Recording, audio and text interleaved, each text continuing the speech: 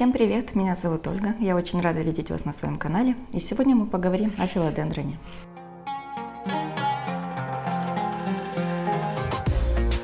Передо мной сейчас филодендрон лазящий. Он растет в виде вот таких лиан. Конкретно этот я пересаживала еще в мае. Длина его одной лианы достигала 2 метров. Размещает такой филодендрон обычно двумя способами. Первый – это как сейчас, когда он сидит в горшочке и не спадает. Причем одинаково красиво смотрится, когда свисает и одиночная лиана, и когда это пышный кустик. И второй вариант – это когда растению позволяют ползти вверх по стене, либо по какой-то опоре. Вот такой, либо можно использовать какую-то другую железную. Сейчас у меня здесь есть два вот таких горшочка. Вот первый, здесь второй такой же.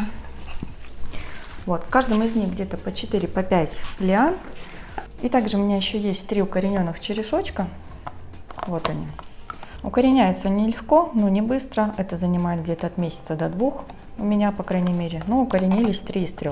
Я вытащу филодендрон из горшка, разделю его на отдельные лианы и потом буду усаживать в новый горшочек, закрепляю вот на такую опору. И в конце видео, как всегда, фото до и после. А вы обязательно высказывайте свое мнение, как вам больше нравится.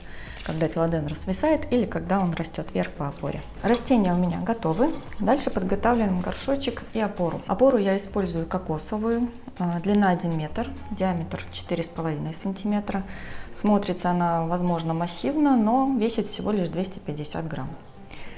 Филодендрону не нужен большой горшок, но я буду использовать довольно-таки объемную емкость для того, чтобы вот эта вся конструкция визуально смотрелась устойчиво. На дно я насыпаю дренажа побольше, потому что он довольно-таки глубокий. Вот до этой отметки у меня насыпан дренаж. Также я буду использовать вот такой джут для того, чтобы закрепить растение на опоре. Для этого я его конец привязываю на низ опоры. Вот такие 2 узелочка. И теперь нужно закрепить опору в горшочке. Опускаем ее, углубляем слой дренажа и сразу немножко присыпаем грунтом.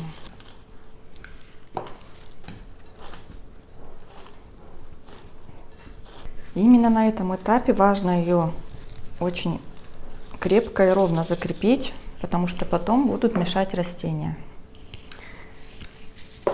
Вот, если немножко запачкали, можно стряхнуть земельку, сразу почистить. Все, и приступаем к усадке растений.